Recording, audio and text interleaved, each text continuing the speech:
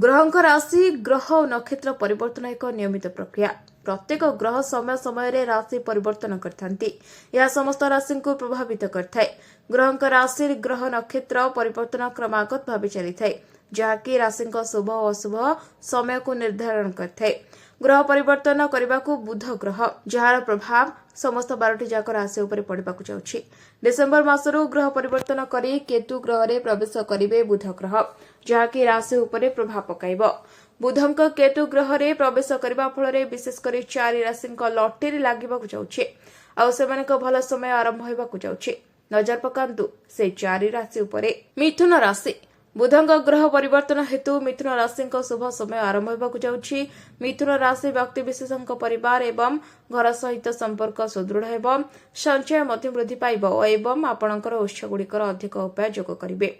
आय वृद्धि पाइब बाकी थिबा काम गुड़िक अति सुरखुरी शेष हेब।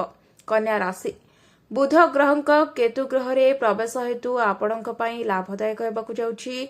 कन्या राशिर व्यक्तिଙ୍କ आय वृद्धि पाइब एवं व्यवसायीଙ୍କ लाभ वृद्धि पाइब। छात्र छात्रीଙ୍କ ପାଇଁ बेस शुभ समय रहिछि।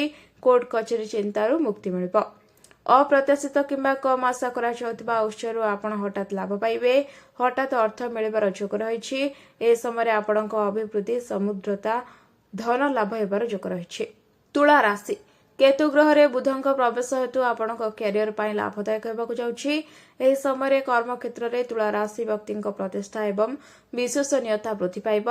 केतु रे बुधଙ୍କ परिवर्तन समय आपण कार्य रे सफलता हासिल करिवे।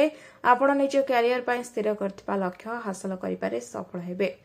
बिछा राशि व्यक्तिଙ୍କ ପାଇଁ केतु ग्रह रे बुधଙ୍କ गोचर प्रचुर सुख आनिदेव।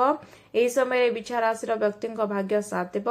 जेकोसी कार्य हाथ देवे ताहा सफल हेब। आपणଙ୍କ समय शक्ति धार्मिक कार्यकलाप एवं मंदिर अन्य धार्मिक स्थान परिदर्शन करिबारे विनियोग करिबारे जोग रहिछि। भ्रमण किंबा तीर्थयात्री मध्य समय होई पारे।